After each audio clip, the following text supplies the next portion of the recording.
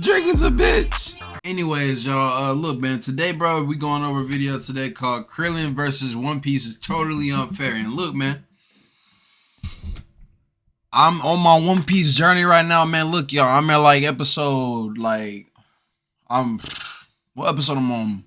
I'm on episode like 9, 14, 15, something like that, with that range, bro. Look, they just got to Wano, man. They trying to take down our man Kaido and shit, bro. Look, bro. Krillin is probably dog walking these dudes. I'm not gonna lie. I think the only dudes that he probably struggle with is Krillin might struggle the most with Logia type devil fruit users. Hear me out. If he can somehow freaking grab like Crocodile, throw some water on him and throw him in the water, he probably can do something to him. Or Ace. Yeah, all he needed is a really big bucket of water to get Ace. I ain't gonna lie. I don't know. Hey man, somebody prove me wrong, bro. Let's see what he talking about. Once again, that One Piece power scaling conversations have taken over the general power scaling community. More importantly for this video, I saw people debating over who wins between the main antagonist of the last arc, Kaido, and Krillin from Dragon Ball. So today, I thought I'd do more than just cover who wins between Krillin and Kaido specifically, and go over what would happen if the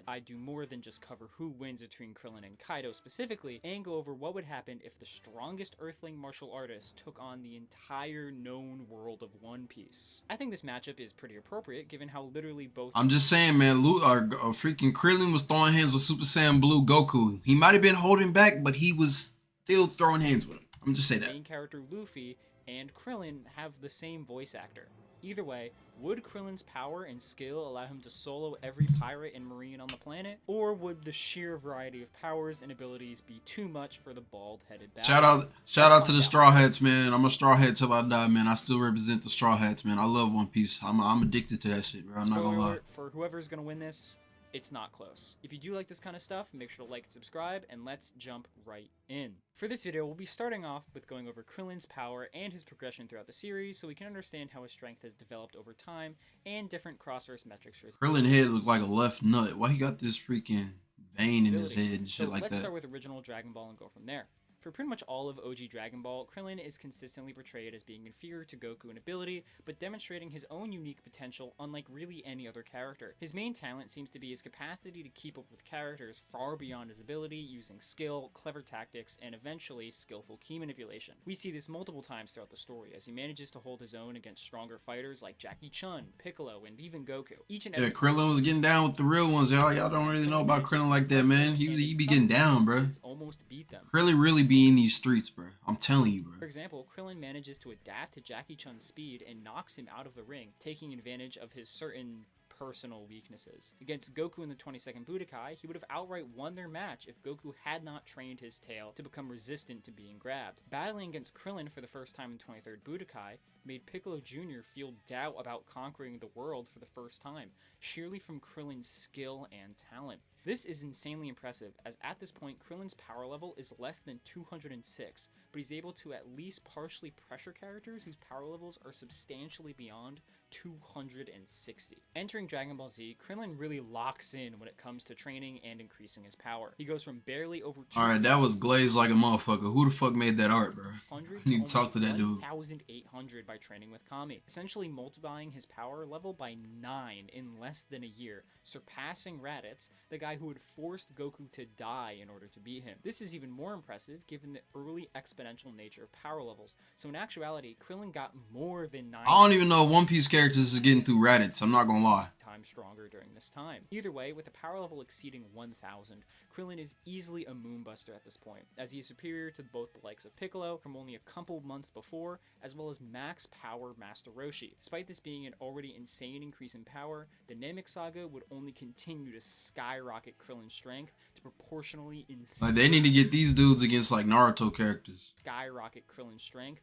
to proportionally insane levels. We get several sec points of Krillin's power throughout Namek, as his strength grows from not only having his potential unlocked— He got touched by the big green man, man. You know, you get touched by the big green man, you gonna have a power boost for sure. I don't know what I'm talking about. Laugh. but also getting power increases almost like a Saiyan does as he continues to develop in response to the increasingly powerful opponents he faces. By the time Krillin battles the Ginyu Force, he is objectively already beyond the power of a Planet Buster, having gotten more than 7 times stronger with a power level of, 13,000. This exceeds the 10,000 that is stated by El Manga Legendario as capable of destroying a planet. But Krillin wasn't anywhere near done. Can the big green man touch me?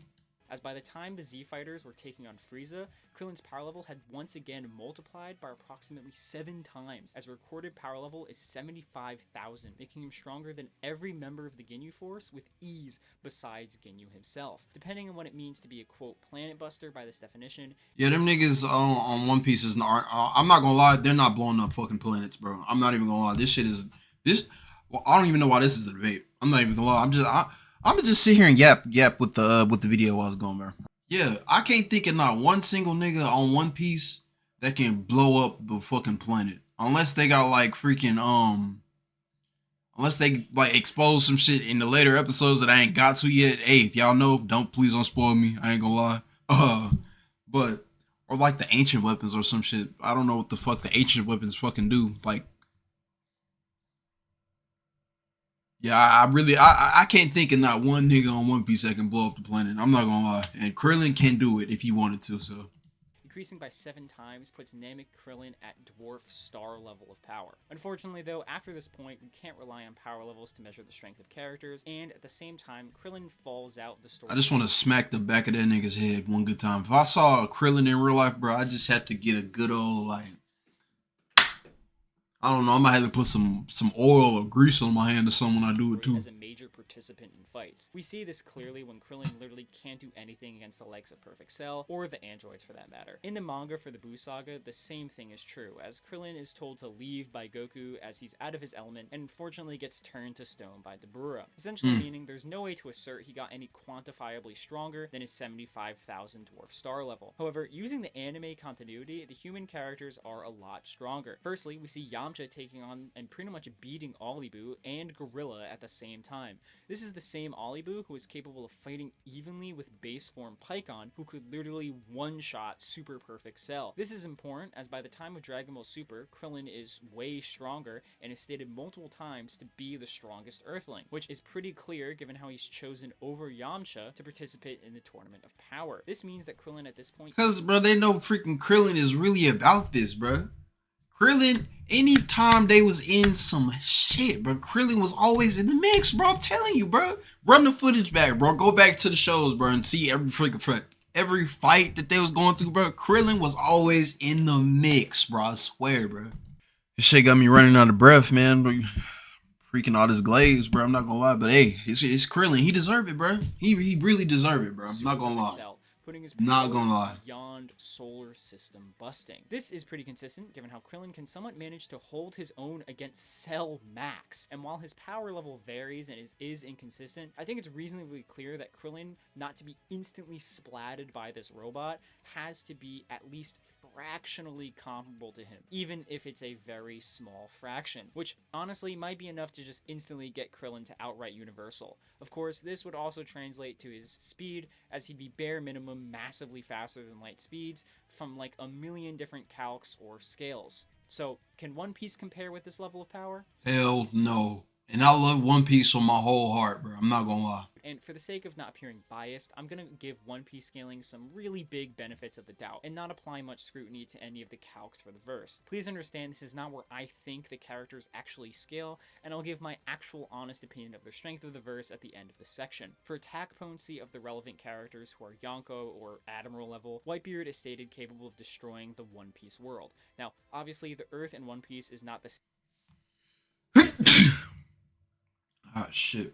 Thank you. Same as our own and is clearly larger. The problem is that no one seems to agree on how large it actually is, and there are dozens of different calcs using all sorts of different methods, like the model of the Earth here, or the movements of Zanisha, to the river in Alabasta. I've seen everything from large planet level to large star level for the size of the planet, so we'll just grant Whitebeard and anyone else on his level of power this large star level of power. Given how not large star, this, we'll just say everyone else is, I don't know, basic planetary. just for a nice baseline. Speed will also just give the super extreme benefit of the doubt. There's a couple calc stacking threads that get Luffy to hundreds to tens of thousands of times faster than light, so we'll just assume these are 100% correct and literally have no issues with any fallacious logic, mistranslation, or purposeful misrepresentation of any info. Keep in mind that this highest end only applies to a very small handful of characters, being characters like the strongest entities in the world government, the Marines, and the world of pirates. At most, it's like maybe 15 characters who are comparable, most of which are entirely off of implication rather than direct scaling or feats. So in just a direct comparison of speed and strength, even while highballing One Piece and taking lower ends for Krillin, he's massively faster and stronger than every single Okay. I thought I was going crazy. This motherfucker said large star. I was like, what in the fuck, bro? If he could destroy a large star, he should have did that. Oh my god, I got a little ahead of myself. If Whitebeard could destroy a large star, I understand he wasn't in his prime, but he should have really shook some shit up at Marineford. I know he did a little bit, but like, bro, large star, and you can't do nothing really like that at Marineford?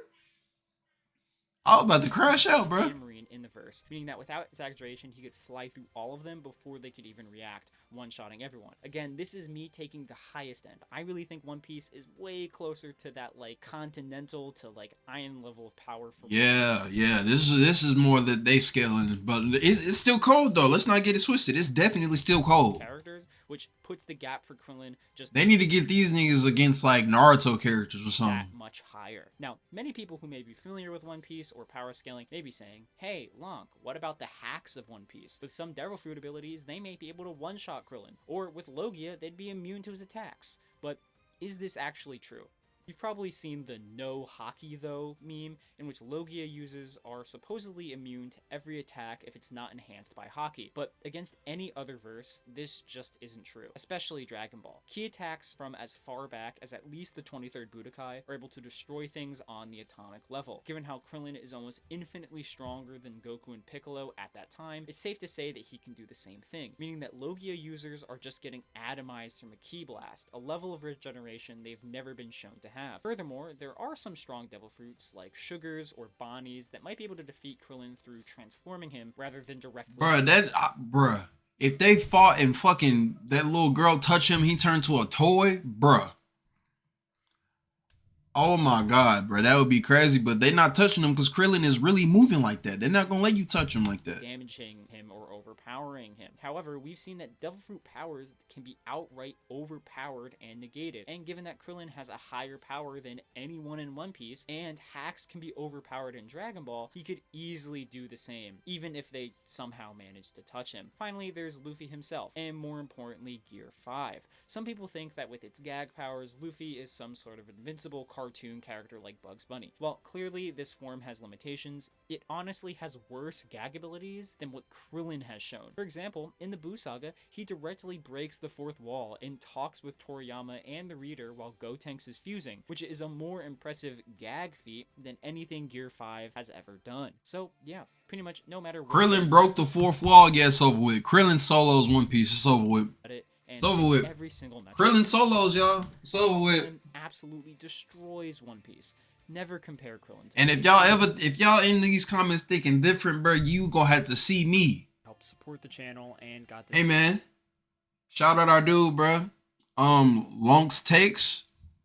This is a W take, man. I ain't gonna lie. You definitely did your shit. I'm giving you a like on the video, man. Hey, bro. Make sure y'all check out the original video in the description, man. Look. Krillin solos, fuck Nick.